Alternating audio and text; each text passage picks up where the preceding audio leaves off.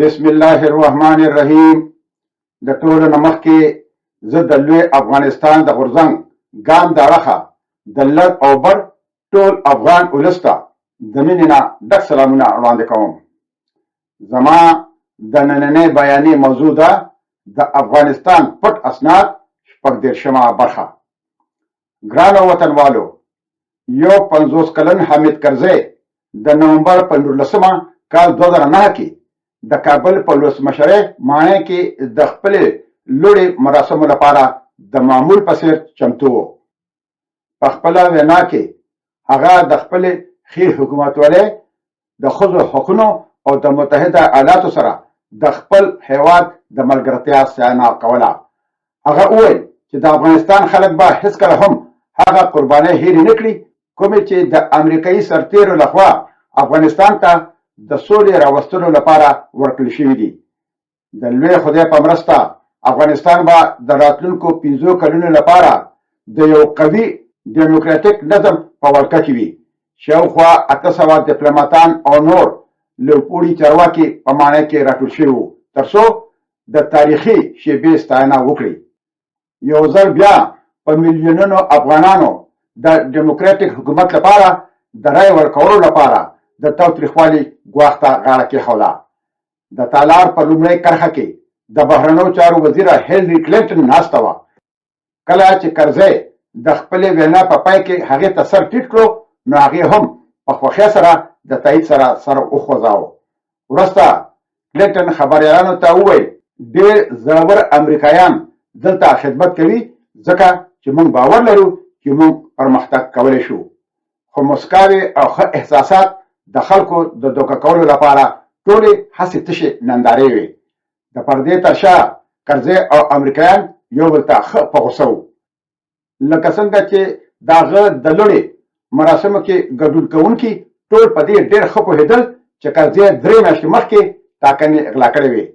که څه هم واشنګټن یو ځل هغه د ازادۍ او خپلواکۍ د یو مثال په توګه ولمانځه، خو د کرزی ملاتړو د رایو صندوقونه د جعلي رایو نه ډک کړي وو او د رایو د شمېر سره په لویه کچه درغلۍ کړې وې.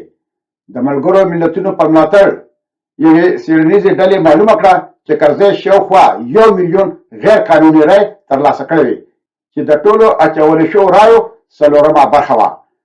د کرزي او متحده ایالاتو ترمنځ درس اتحاد له خطر سره مخ کړو او دا درس د جګړې تر ټولو په بد وخت کې راغی کله چې اوباما افغانستان ته د 10,000 نورو امریکایي سرتیرو لېږلو ته چمتووالی نیولی و چې د 8 کالو جګړې وروسته دا د شخړې د پراخولو تجزیه کولو لپاره کافي ستونزمنه وه. اوس اوباما غوښتل چې امریکایي سرتیري او امریکایي مالیه ورکوونکي د یو ناراض بهرني داسې مشر لپاره نورې قربانۍ ورکړي چې د بیا ټاکنو لپاره درغلۍ کړې وې. کله چې اوباما د 2009 کال په جنوري کې واک په غاړه واخیست نو د دواړو ګوندونو ډېری امریکایي چارواکو په کرزی باندې خفګان څرګند کړی و. دوی په افغان مشر کرزی ملامتي په دې واچوله چې هغه فساد ته اجازه ورکړې وه او هغه یو ډېر کمزوري ولسمشر وباله. د افغانستان او پاکستان لپاره د اوباما ځانګړي استازي ریچارډ هولبروک په ځانګړي ډول کرزی بالکل نه خوښاوه او له پیل څخه په سختۍ سره د کرزی نه خپله کرکه نه پټوله. د افغان اکاډمیک کارپوه بارنټ روبین چې د هولبروک د سلاکار په توګه ګمارل شوی و په یوه مرکه کې وویل چې ریچارډ هولبروک له حامد کرزی څخه په دې وجه ډېره سخته کرکه کوله چې کرزی یو ډېر سخت فاسد انسان و، خو چونکې دی په خپله یو فاسد کس و نو د ځان نه نور ټول فاسدین راچاپېره کړي وو. په ټاکنو کې د کرزی د درغلۍ له امله د هغه سیالانو د کرزی د دولت د منلو نه انکار وکړو نو هولبروک او نورو امریکایي چارواکو د کرزی له سیالانو سره په ښکاره ډول د لیدنې او هغوی د ولسمشرۍ لپاره د نمایندې لپاره وهڅول. هولبروک هیله درلوده چې یو لوی ډګر به د کرزی د اکثریت د ګټلو مخه ونیسي چې دا به کرزی د خپل سرۍ نه منع کړي. د امریکا دې دسیسې د کرزی غوسه را وپاروله چې دی د خیانت په توګه وګڼله. کله چې کرزی پوه شو چې نور په امریکایانو باور نشي کولی نو هغه د خپل سیاسي بنسټ د پراخولو لپاره هڅې وکړې او د مختلفو قومي ډلو له زړو دښمنانو سره معاملې کړې وې. د بشري حقونو ډلو د خفګان سره مخ جنرال محمد فهیم خان چې تاجک جنګسالار و کرزی د خپل مرستیال په توګه وټاکه. هغه جنرال عبدالرشید دوستم چې د جنگي مجرم په توګه تورن و او د ازبک راو یو لویه ډله کنټرولوله د تایید لپاره خبرې اترې وکړې. د بریا د لا تضمین په توګه کرزی د افغانستان د ټاکنو د څارنې کمیسیون د خپلو ملګرو سره یوځای کړو. په داسې حال کې چې فهیم او رشید دوستم دواړه په هر ډول جنایتونو، وژنو، فساد او د مخدره توکو په قاچاق کې په بشپړ توګه دخیل وو. ځینو امریکایي چارواکو وویل چې د اوباما اداره باید پوه شوې وي چې کرزی به د دوی پر ضد را وګرځي او دلیل یې دا و چې کرزی په ټاکنو کې له جنګسالارانو سره معاملې کړې وې او په درغلیو کې په بشپړ توګه ښکېل شوی و. د ریچارډ هولبرګ سلاکار بارنټ روبن ذاته کړه که څه هم د کال 2004 په ټاکنو کې موږ د کرزی ملاتړ کړی و، خو د کال 2009 په ټاکنو کې د کرزی په درغلو هغه پوهېده چې موږ به له هغه څخه ووځو، نو ځکه کرزی په موږ نیوکې پیل کړې او زموږ سپکاوی به یې کوو. د امریکې د دفاع وزیر رابرټ ګیټس د ورجینیا پوهنتون شفاهي تاریخي مرکه کې وویل د کرزی د رئیس جمهور په جوړولو کې چې امریکایانو کومې هڅې کړې وې، نو کرزی هغه نیکۍ زموږ په مخ راوغورځولې. د کرزی د لوړې له مراسمو یوه میاشت وروسته رابرټ ګیټس په برکسل کې د ناټو د دفاع وزیرانو په غونډه کې ګډون وکړو. هغه د ناروې د ډیپلوماټ کای ای ترڅنګ ناست و چې د ملګرو ملتونو د عمومي منشي د ځانګړي استازي په توګه د افغانستان لپاره دنده ترسره کړې وه. دې دواړو له کلونو راهیسې یو بل سره پېژندل. مخکې له دې چې کای ای د افغانستان په اړه خپل د وضعیت راپور وړاندې کړي، هغه رابرټ ګیټس ته په غوږ کې یو پیغام ورکړو چې زه به وزیرانو ته ووایم چې په افغان ټاکنو کې ښکاره بهرنۍ لاسوهنه ده. کای ای زیاته کړه هغه څه چې زه به ونه وایم هغه دا دي چې کاناډا متحده ایالات او ریچارډ هولبرګ وو. د سپتمبر په 11 کال 2001 کې کرزی په پاکستان کې په جلاوطنۍ کې ژوند کاوه. CIA مخکې له هغه سره محدودې اړیکې جوړې کړې وې ځکه چې هغه د طالبانو سره مخالفت درلود، خو بیا وروسته د دوی اړیکې ډېرې زر ټینګې شوې. که څه هم کرزي د یو ګوریلا جنګیالي په توګه څه اعتبار نه درلود، خو د امریکې جاسوسي ادارې CIA هغه وهڅاوه په اکتوبر کې د طالبانو پر وړاندې د پاڅون مشري وکړي، ځکه چې په دغه وخت کې د امریکا هوایي ځواک په افغانستان بمونه غورځول پیل کړي وو. څو ورځې وروسته CIA د کرزي د ژغورنې لپاره یوه چورلکه افغانستان ته واستوله، کله چې هغه په یو نښته کې بند پاتې شوی و. له هغې وروسته د CIA یو نیم فوجي افسر او د ځانګړو ځواکونو یوه ډله د هغه ترڅنګ پاتې شوه. په هغې جمعې کې د طالبانو له نسکورېدو وروسته افغانستان په شدت سره یو داسې مشر ته اړتیا درلوده چې وکولی شي جنګي ډلې سره متحدې کړي. کرزی یو پښتون و، خو د تاجک، ازبک او هزاره د هغه زورواکو جنګسالارانو لپاره د منلو وړ و چې د شمالي ټلوالې مشري کوله. هغه د ټولو هغو بهرنیو قدرتونو ملاتړ هم ترلاسه کړو چې په جرمني کې د بون په کانفرنس کې راټول شوي وو، تر څو د افغانانو سره د خپل راتلونکي په اړه مرستې وکړي. د امریکا ډیپلوماټ جین ډبنز چې د بون د غونډې لارښوونه کوله وویل چې د پاکستان د آیسای جاسوسي ادارې لومړی د کرزي نوم د احتمالي مشر په توګه وړاندې کړو چې بیا روسیې، ایران او متحده ایالات هم تصویب کړو. ډبنز د ډیپلوماټیک شفاهي تاریخ په مرکه کې وویل چې کرزي د مختلفو حکومتونو او اشخاصو د باور د ترلاسه کولو لپاره وړتیا درلوده. هغه د امریکایانو په هم ځان ته را وګرځاوه. کله چې د بون کانفرنس پیل شو، نو کرزي د طالبانو پر ضد په عملیاتو کې د مرستې لپاره جنوبي افغانستان کې پاتې شو. د 2001 د دسمبر په 15 نیټه د امریکا طیارې B-52 په غلطۍ سره په کندهار کې د کرزي په کمپ باندې بم وغورځاوه. د CIA یو افسر ګریګ سپایډر د کرزي له پاسه ځان ور وغورځاوه تر څو هغه د چاودنې څخه وژغوروي. دا دواړه سړي خو ژوندي پاتې شول، مګر 3 امریکایي سرتیري او 2 افغانان ووژل شول. د چاودنې څو ساعته وروسته د کرزي په سټلایټ ټلیفون زنګ راغی. دا د لیس ډوسټ ټلیفون و چې په کابل کې د بي بي سي خبرياله وه او کرزي له کلونو راهیسې پیژندله. بي بي سي یو خبر خپور کړی و چې د بون استازو کرزي د افغانستان د حکومت د لنډمهاله مشر په توګه نومولی دی.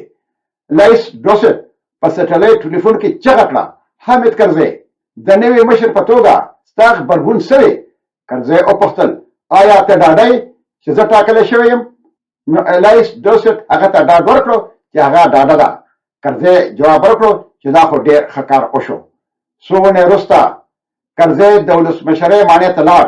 هغه پوهېده چې هغه په بشپړ ډول په امریکایانو پورې تړلی دی، ځکه چې هغه نه امنیتي ځواکونه درلودل، نه بیوروکراسي او نه څه نورې سرچینې.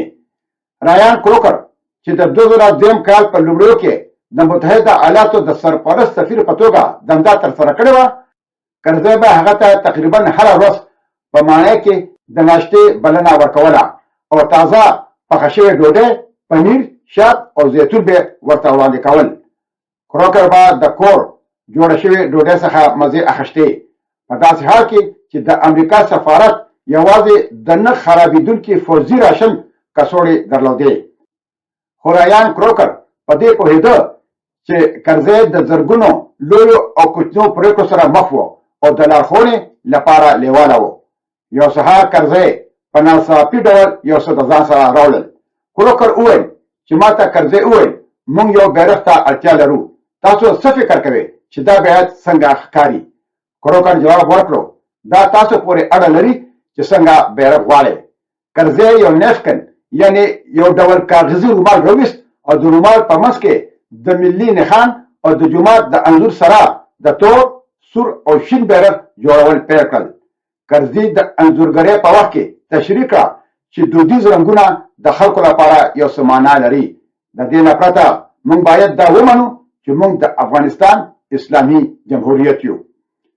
د نوي زیږېدلي هېواد لپاره یو نوی بیرغ په نیفکن یعنې په کاغذي رومال باندې جوړ شو.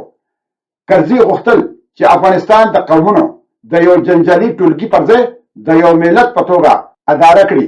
خو کروکر پوښتنه وکړه چې آیا کرزي دومره سیاسي غریزې او وړتیا لري چې په اغېزمنه توګه به حکومت وکړي؟ د خپلو ډېرو دندو په منځ کې کرزي ته اړتیا وه چې د هېواد د 34 ولایتونو لپاره نوي والیان په خپل لاس سره وټاکي، خو هغه ځینې واقعا ډېر بد انتخابونه وکړل. کروکر وویل چې کرزي له ما څخه وپوښتل چې څوک باید د غزني والي وي. په حقیقت کې حامد کرزي خپل ژوند امریکایانو ته وسپاره.